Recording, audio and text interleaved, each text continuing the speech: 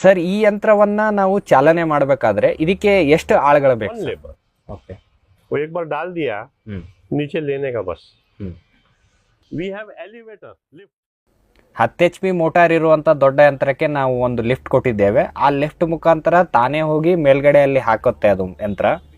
ಅದಾದ್ಮೇಲೆ ಈ ರೀತಿಯ ಒಂದು ದೊಡ್ಡ ಯಂತ್ರಗಳನ್ನು ಬಳಸೋದಕ್ಕೆ ನಾವು ಒಂದು ಗ್ರೇಡರ್ ಕೂಡ ಸಲಹೆ ಮಾಡ್ತೇವೆ.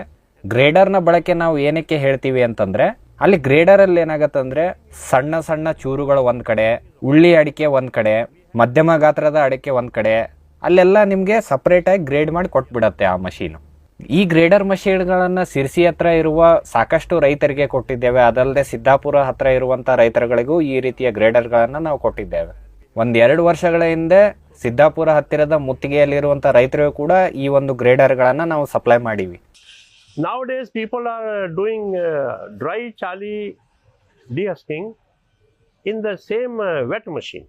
ನನ್ನ ಅನುಭವದಲ್ಲಿ ಇತ್ತೀಚೆಗೆ ಏನ್ ಮಾಡ್ತಾ ಇದ್ದಾರೆ ಅಂತಂದ್ರೆ, ಈ ಒಂದು ಹಸಿ ಅಡಿಕೆ ಸುಲಿಯುವ ಯಂತ್ರದಲ್ಲಿ ಏನಿರುತ್ತೆ ಅಂದ್ರೆ, ನಿಮ್ಗೆ ಮೊದಲೇ ಹೇಳಿದಾಗೆ ಅದು ಬ್ಲೇಡ್ ಇರುತ್ತೆ. ಬ್ಲೇಡ್ ಮುಖಾಂತರ ಹಸಿ ಅಡಿಕೆ ಸುಲಿಯತ್ತೆ. ಆ ಬ್ಲೇಡಿನ ಮಾರ್ಕು ಅದ್ರ ಮೇಲೆ ಬೀಳತ್ತೆ. ಈ ಚಾಲಿ ಅಡಿಕೆ ಕೂಡ ಅದರಲ್ಲಿ ಹಾಕಿ ಇತ್ತೀಚೆಗೆ ಬೇರೆ ರೈತರಾಗಿರ್ಬೋದು ಅಥವಾ ಬೇರೆ ಯಂತ್ರೋಪಕರಣಗಳನ್ನ ಮಾಡುವಂತಹ ಬಿಸ್ನೆಸ್ ಮ್ಯಾನ್ ಆಗಿರ್ಬೋದು, ಅವರು ಕೂಡ ಇದನ್ನ ರೆಕಮೆಂಡ್ ಮಾಡ್ತಾ ಇದ್ದಾರೆ. ಬಟ್ ಆ ತಂತ್ರಜ್ಞಾನ ಅಷ್ಟೊಂದು ಯಶಸ್ಸು ಕಾಣಲಿಲ್ಲ. ಯಾಕಂದ್ರೆ ಆ ಒಂದು ಚಾಲಿ ಅಡಿಕೆ ಮೇಲೆ ಕೂಡ ನಾವು ಬ್ಲೇಡ್ ಇರುವಂತಹ ಒಂದು ಯಂತ್ರದಲ್ಲಿ ಹಾಕಿದಾಗ ಆ ಬ್ಲೇಡಿನ ಕಚ್ಚು ಅದ್ರ ಮೇಲೆ ಬರ್ತಾ ಇದೆ. ಅದಲ್ಲದೆ ಅದರ ಗುಣಮಟ್ಟ ಕೂಡ ಹಾಳಾಗ್ತಾ ಇದೆ. ಕರೆಕ್ಟ್ ಆಗಿ ಆ ಸಿಪ್ಪೆ ಸುಲಿಯೋದೇ ಇಲ್ಲ ಆ ಬ್ಲೇಡ್ ಅಲ್ಲಿ. ಮತ್ತೆ ಆ ಯಂತ್ರದಲ್ಲಿ ಏನಾಗ್ತಾ ಇದೆ ಅಂದ್ರೆ 2-3 ಆಳುಗಳು ಸಪರೇಟ್ ಆಗಿ ನಿಂತು ಸುಲ್ದಿರೋ ಅಡಿಕೆಯನ್ನ ಮತ್ತೆ ಅರ್ಧಮುರ್ಧ ಸುಲ್ದಿರೋ ಅಡಿಕೆಯನ್ನ ಮತ್ತೆ ತಗೊಂಡು ಮತ್ತೆ ಅದಕ್ಕೆ ವಾಪಸ್ ಹಾಕೋದನ್ನ ನಾನು ಎಷ್ಟೋ ಸಲ ನೋಡಿದ್ದೇನೆ. ನಮ್ಮ ಈ ಒಂದು ಯಂತ್ರ ಬಳಸೋ ಉದ್ದೇಶನೇ ಅದು.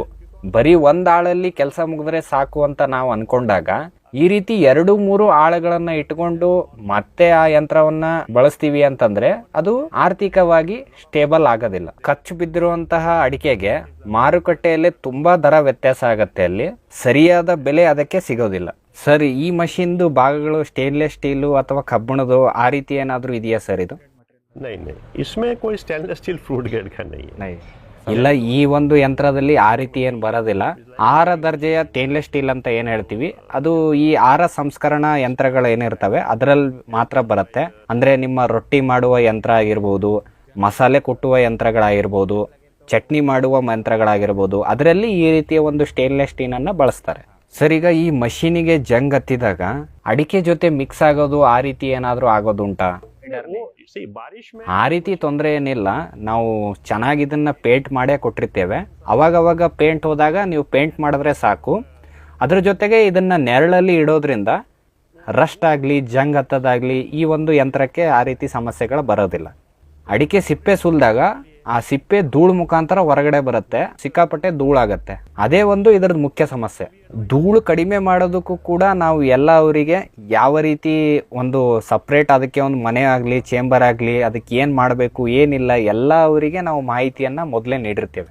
ಸರಿಗ ಹಣ್ಣಾಗಿರುವ ಅಡಿಕೆಯನ್ನು ನಾವು ಕಟಾವು ಮಾಡಿದಾಗ ಎಷ್ಟು ದಿನ ಒಣಗಿಸಿದ ಮೇಲೆ ಈ ಒಂದು ಯಂತ್ರದಲ್ಲಿ ನಾವು ಹಾಕಿ ಅದರ ಒಂದು ಸಿಪ್ಪೆಯನ್ನು ಸುಲಿಬಹುದು ಸರ್? ಜನರಲಿ ಅಗರ್ ಅಚ್ಚಾ ಸನ್ಶೈನ್ ಹೈ, ಹಣ್ಣಾದ ಅಡಿಕೆಯನ್ನ ನೀವು ಕಟಾವು ಮಾಡಿದಾಗ ಅದನ್ನ ಒಳ್ಳೆ ಬಿಸಿಲಿರೋಂತಹ ದಿನಗಳಲ್ಲಿ ಒಣ ಹಾಕ್ಬೇಕು. ಒಣ ಹಾಕಿದ ಮೇಲೆ 15 ದಿವಸಿಗೆ ಒಂದ್ಸಲ ಅದನ್ನ ತಿರುಗಬೇಕು. ಮತ್ತೆ 1-2 ತಿಂಗಳವರೆಗೂ ಆ ರೀತಿ ಅಡಿಕೆಯನ್ನ ಒಣಗಿಸ್ಬೇಕು. 2 ತಿಂಗಳ ನಂತರ ಅದು ಚೆನ್ನಾಗಿ ಒಣಗತ್ತೆ. 2 ತಿಂಗಳ ಆಗಿ ಒಣಗದ ಮೇಲೇನೆ ಅದರದೊಂದು ಸಿಪ್ಪೆನ ಈ ಯಂತ್ರದಲ್ಲಿ ಸುಲಿಬೇಕು. ಅರ್ಧಮುರ್ಧ ಒಣಗಿರುವಂತಹ ಅಡಿಕೆಯನ್ನ ಈ ಯಂತ್ರದಲ್ಲಿ ಹಾಕಿದಾಗ ಅದು ಅರ್ಧಮುರ್ಧ ಸಿಪ್ಪೆ ಸುಲಿದು ಹೊರಗಡೆ ಬರುತ್ತೆ. ಅದು ನಾವು ರೆಕಮೆಂಡ್ ಮಾಡೋದಿಲ್ಲ. ಆ ರೀತಿ ಮಾಡೋದು ಕೂಡ ತಪ್ಪು. ಸರ್, ನಾವು ಹಿಂದ್ಗಡೆ ಇನ್ನೊಂದು ಯಂತ್ರ ನೋಡ್ತಾ ಇದ್ದೀವಿ ಸಣ್ಣದಾಗಿ, ಅದೇನು ಸರ್ ಅದು? वो है उसका नाम अलग अलग जगह अलग अलग बोलता है। कोई ಕೆಲವೊಂದು ಚಾಲಿ ಅಡಿಕೆಯಲ್ಲಿ ಏನಾಗುತ್ತಂದ್ರೆ ಅದ್ರ ಮೇಲಿನ ಸಿಪ್ಪೆ ಬಹಳ ಗಟ್ಟಿ ಇರುತ್ತೆ. ಕೆಲವೊಂದ್ ಕಡೆ ಅದನ್ನ ಉಳ್ಳಿ ಅಡಿಕೆ ಅಂತ ಹೇಳ್ತಾರೆ, ಸಿಪ್ಪೆ ಅಡಿಕೆ ಅಂತ ಹೇಳ್ತಾರೆ. ಅದು ಈ ಯಂತ್ರದಲ್ಲಿ ಬಿಡಿಸೋದು ಬಹಳ ಕಷ್ಟ. ನೀವು 100 kg ಚಾಲಿ ಅಡಿಕೆಯನ್ನ ಈ ಯಂತ್ರದಲ್ಲಿ ಹಾಕಿದಾಗ 4-5 kg ಉಳ್ಳಿ ಅಡಿಕೆ ಅಥವಾ ಸಿಪ್ಪೆಗೋಟ್ ಅಡಿಕೆ ಅಂತ ಏನ್ ಹೇಳ್ತೀರಿ ಅದು ಹೊರಗಡೆ ಬರುತ್ತೆ ಇದರಿಂದ. ಅದಕ್ಕಾಗಿನೇ ಈ ರೀತಿಯ ಒಂದು ಹೊಸ ಯಂತ್ರವನ್ನ ನಾವು ಸಪರೇಟ್ ಆಗಿ ಮಾಡಿದ್ದೇವೆ. ಈ ಉಳ್ಳಿ ಅಡಿಕೆ ಪಾಲಿಶರ್ ಅಂತ ಕರಿತೀವಿ. ಅದರಲ್ಲಿ ಹಾಕಿ ಅದನ್ನ ಪಾಲಿಶ್ ಮಾಡಿದ್ರೆ ಚೆನ್ನಾಗಿರೋ ಅಡಿಕೆ ಬರುತ್ತೆ. ಈ ಒಂದು ಉಳ್ಳಿ ಅಡಿಕೆಯನ್ನ ಪಾಲಿಶರ್ ಅಲ್ಲಿ ನಾವು ಹಾಕಿದಾಗ ನಾವು ಪಾಲಿಶರ್ ಅಲ್ಲಿ ಏನ್ ಮಾಡ್ತೀವಿ ಅಂದ್ರೆ ರಬ್ಬರ್ ಗಳ ಬದಲಾಗಿ ಬ್ಲೇಡ್ ಗಳನ್ನ ಯೂಸ್ ಮಾಡ್ತೇವೆ. ಆ ಬ್ಲೇಡ್ ಗಳಿಂದ ಕಡಿಮೆ ಡ್ಯಾಮೇಜ್ ಅಲ್ಲಿ ಅಡಿಕೆ ಹೊರಗಡೆ ಬರುತ್ತೆ. ಅಂದ್ರೆ ಸ್ವಲ್ಪ ಕಚ್ ಇದ್ದೇ ಇರುತ್ತೆ, ಕಡಿಮೆ ಪ್ರಮಾಣದಲ್ಲಿ ಇರುತ್ತೆ. ಅದು ಇಲ್ಲ ಅಂದ್ರೆ ಮತ್ತೆ ಕೈಯಲ್ಲಿ ಹಿಡಿದು ಚಾಕುವಿಂದ ಮಾಡಬೇಕಾಗುತ್ತೆ, ತುಂಬಾ ಟೈಮ್ ತಗೊಳ್ಳೋಂತ ಕೆಲಸ ಅದು. ಸರ್, ಈ ಯಂತ್ರ ಕೂಡ ಸಬ್ಸಿಡಿಯಲ್ಲಿ ಇದೆಯಾ? नहीं, वो मशीन सब्सिडी में नहीं है. ನೀವು ಈ ಯಂತ್ರವನ್ನ ಸಪರೇಟ್ ಆಗಿ ತಗೋಬೇಕಾಗತ್ತೆ. ಆ ಸಣ್ಣದೊಂದು ಪಾಲಿಶರ್ ಯಂತ್ರ ಕೂಡ 2 HP ಮತ್ತು 3 HP ಮೋಟಾರ್ಗಳಲ್ಲಿ ನಾವು ಮಾಡಿದ್ದೇವೆ.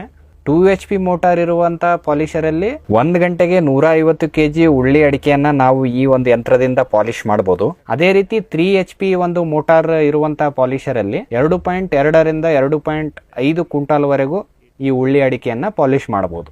ಸರ್, ಇದು ಒಂದು ಜಾಗದಿಂದ ಇನ್ನೊಂದು ಜಾಗಕ್ಕೆ ಈಸಿಯಾಗಿ ತಗೊಂಡು ಹೋಗ್ಬೋದಾ? Smaller machines, we are giving wheels. Okay. ಈಗ ನೋಡಿ, ಈ ಸಣ್ಣ ಯಂತ್ರಗಳಿಗೆಲ್ಲ ನಾವು ಸಣ್ಣ ಒಂದು ಗಾಲಿಗಳನ್ನ ಕೊಟ್ಟಿದ್ದೇವೆ. ಇದನ್ನ ಅಲ್ಲೆಲ್ಲೇ ಈಸಿಯಾಗಿ ತಗೊಂಡು ಹೋಗ್ಬೋದು, ಅಂದ್ರೆ ಮೂವ್ ಮಾಡ್ಬೋದು ಒಂದೇ ಜಾಗದಿಂದ.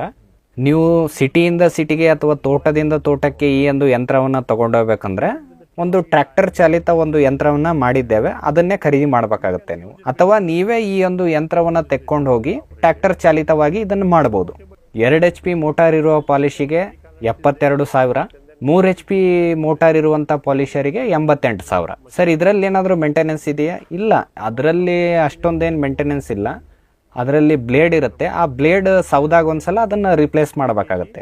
ಈ ಬ್ಲೇಡ್ ಕೂಡ ನಮ್ಮ ಹತ್ರನೇ ತಗೋಬೇಕಂತೇನಿಲ್ಲ. ಒಂದ್ಸಲ ಅದು ಸೌದಾಗ ಮಾರ್ಕೆಟ್ ಅಲ್ಲಿ ಇದ್ರ ಬ್ಲೇಡ್ ಸಿಗತ್ತೆ, ಅದನ್ನ ತಗೊಂಡ್ಬಂದು ಆರಾಮಾಗಿ ನೀವೇ ಅದನ್ನ ರಿಪ್ಲೇಸ್ ಮಾಡಬಹುದು.